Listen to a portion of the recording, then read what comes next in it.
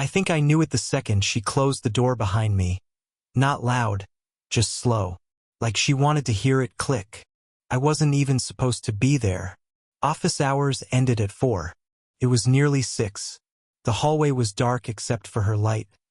That soft amber lamp she kept behind her desk. The one that made everything feel warmer than it should. I'd made up some excuse about needing feedback on my final paper. She didn't question it. Just looked up at me from her desk with that same unreadable expression. Like I was a sentence she hadn't decided how to end. Professor Klein wasn't what I expected from a literature professor. She didn't wear scarves or speak in long metaphors. She didn't try to be liked. She didn't try to be anything, really, which somehow made you want to know her more. I was 22. She was, well, older. Late 40s, maybe. Confident.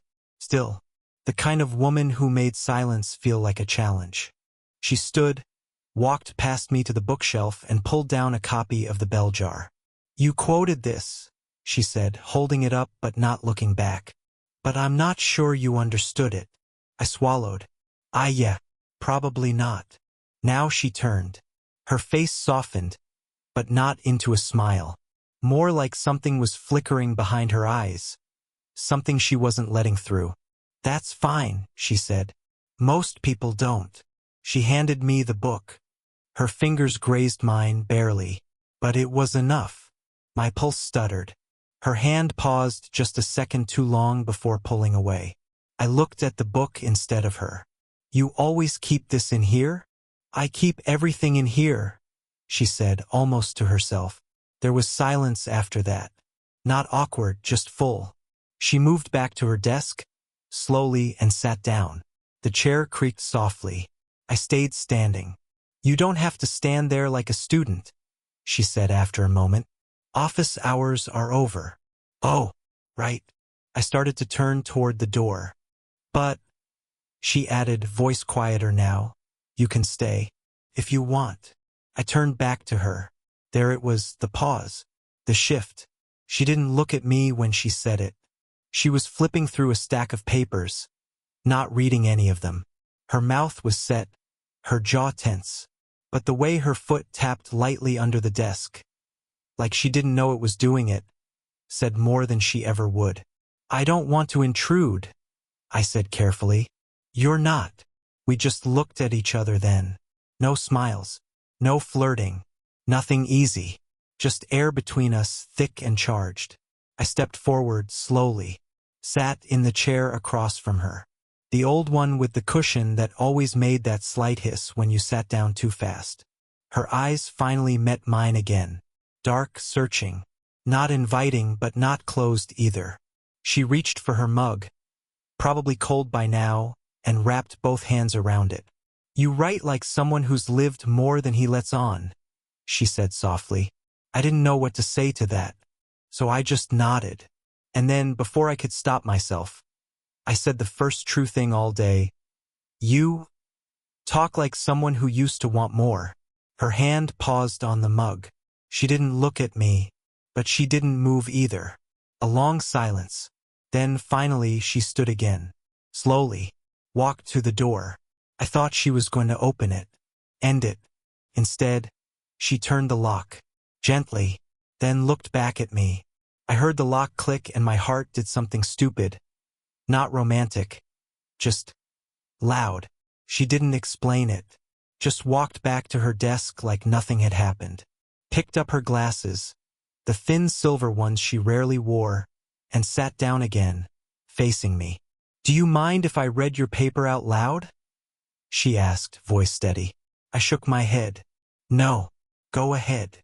But that wasn't what this was about. She didn't need to read it. I think we both knew that. She started anyway, my words in her voice.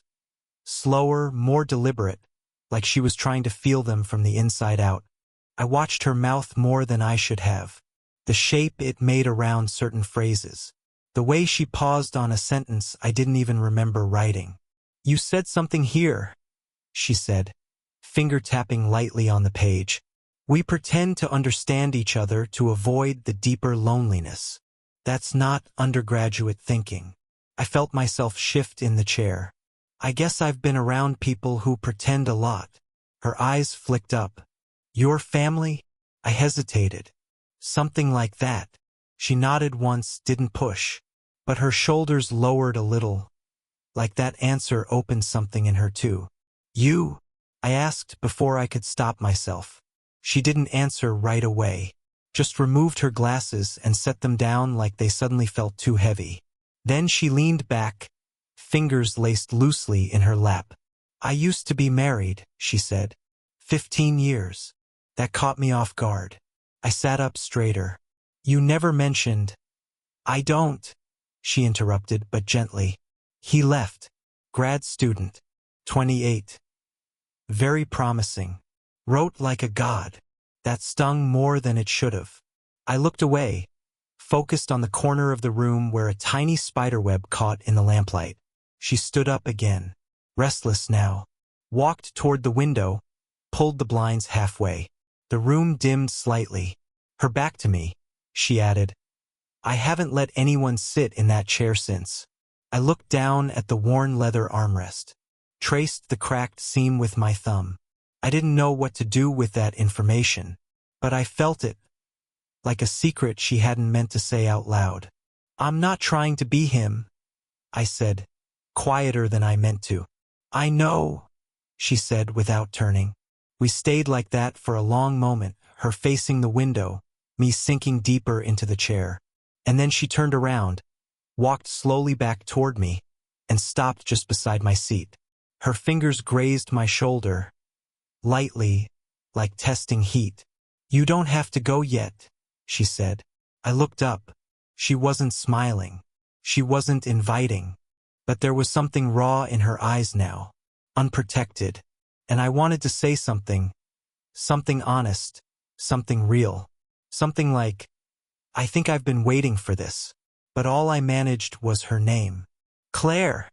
She blinked once, then leaned down, just close enough that I could smell the faint trace of coffee and some kind of lavender. And she whispered. She said, don't. And I stopped breathing. It wasn't a command. It was something softer, a warning with a tremble under it. She moved away before I could speak, back to her desk again, like she needed the distance to think. But her fingers brushed her own temple absently, the way people do when they're unraveling. I sat in the chair, not moving, not even pretending to read the paper in front of me. The air felt heavier now, like the room knew what was happening before we did. She picked up a red pen, uncapped it, and hovered it over the edge of my essay, then didn't write anything, just held it there. You should be writing about yourself, she said. Not Sylvia Plath, not borrowed pain. Her voice was gentler now, but it cut deeper. I swallowed. I don't think anyone wants to read what I'd write about myself. She looked at me then, fully, like she wanted to argue but couldn't. I would, she said. Something about the way she said it. No pause, no hesitation. Just 3 words, spoken into the silence like a thread tossed across a gap. I felt it catch. Then her phone buzzed. We both flinched. She picked it up from her desk. Didn't answer right away. Just stared at the screen, jaw tightening. Who is it? I asked before I could stop myself.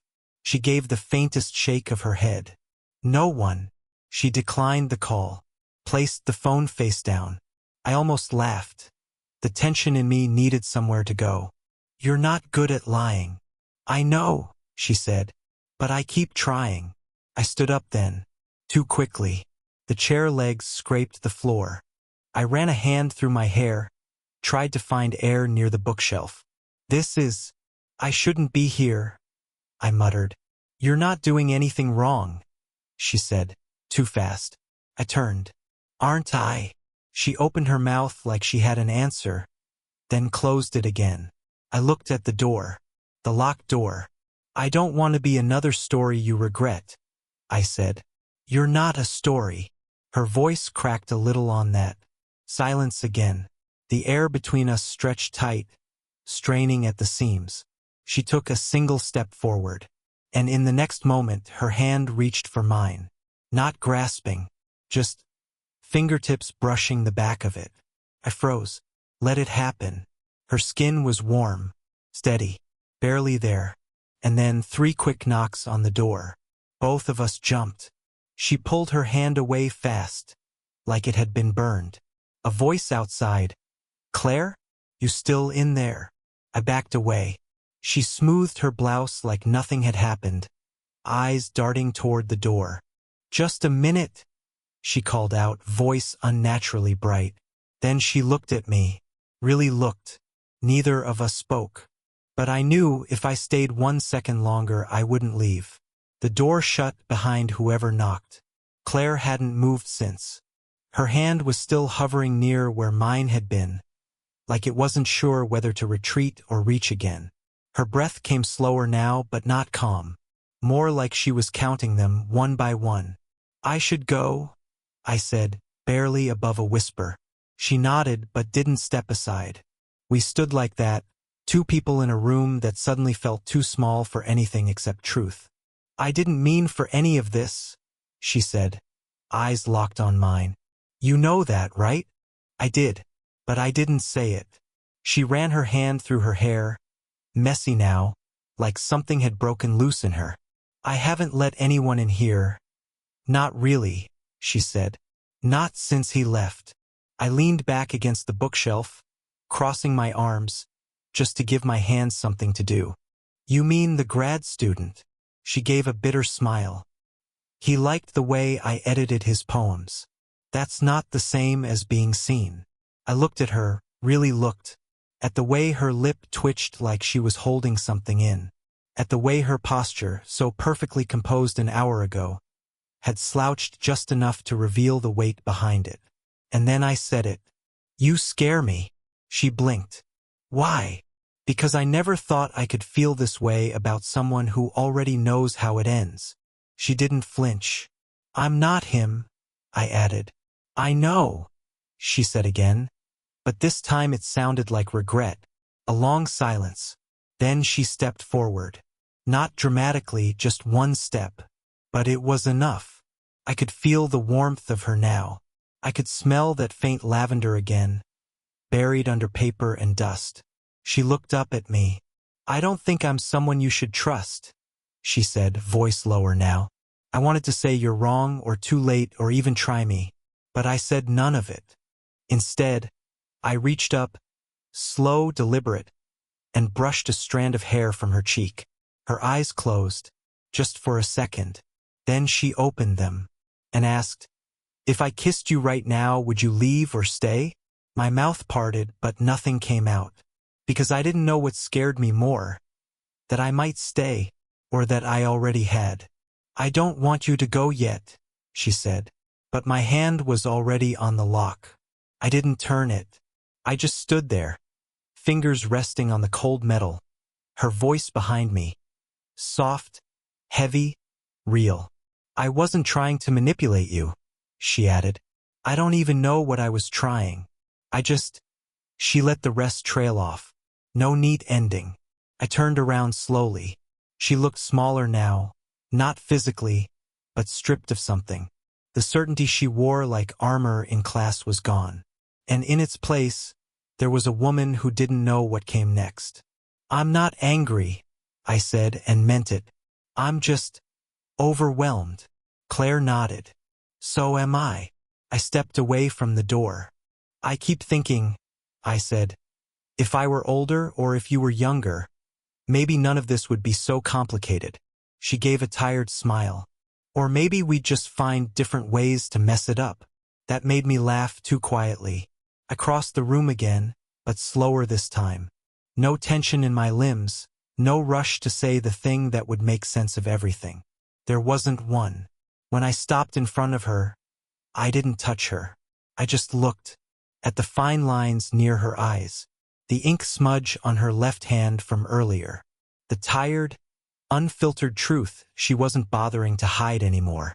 "You made me feel seen," I said, like I wasn't just a student or some guy who writes half-decent essays. Her throat moved as she swallowed. "And you made me feel like I wasn't already finished." We stood like that, suspended in the kind of moment that could easily tip into something foolish or selfish or too much. "I don't know what happens next," she whispered. "I don't think we're supposed to," I said. And then I reached for her hand. Gently. No heat, no pull, no promise. Just skin to skin. A silent pact. This happened. It mattered. She held it. And then, finally, she stepped back. "I think," she said, voice steadying, "this doesn't need to turn into something we ruin." I nodded.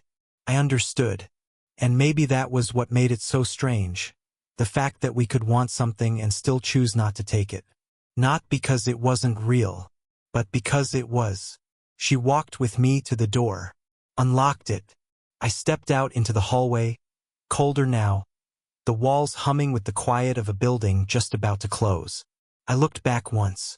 She was still standing there, still holding the door, still watching me.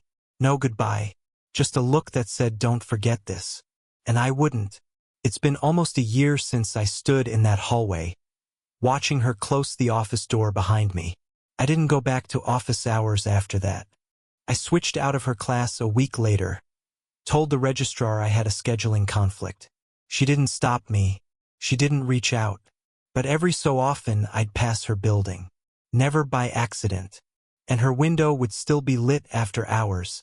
Same soft amber glow behind drawn blinds. She never looked out. I never knocked. But it stayed with me. She stayed with me. Not because anything happened, but because something almost did. I graduated last spring. I still write, mostly things no one sees. I got a job editing articles for a travel site. The work's fine. The money's bad. The loneliness comes and goes. But I carry her words with me. The way she said I haven't felt like a woman in a long time. Like it cost her something to admit it. Like she didn't expect me to understand, and maybe I didn't, not then. Now, maybe a little more. I still think about what might have happened if I'd stayed. If we'd crossed that line. Maybe we would have wrecked each other. Or maybe we would have found something real, not in spite of the age and the roles and the history, but because of it. But we didn't. We didn't let it turn into regret. We let it be what it was. Honest. Messy. Human. That meant more than anything we could have said in the moment. Last week, I got a letter in the mail. Handwritten. No return address. But I knew the handwriting before I opened it. Inside, there was a short note. "You were right. I used to want more. Thank you for reminding me." See. No date. No question. No invitation.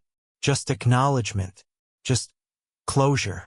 I folded the letter back into its envelope and left it on my bookshelf, next to a well-worn copy of the bell jar she once handed me. The one with her underlines still faint in the margins. I think we loved each other in the only way we could, carefully, at a distance, with restraint instead of possession, with silence instead of damage. That's not the kind of love you write poems about, but maybe it's the kind that lasts.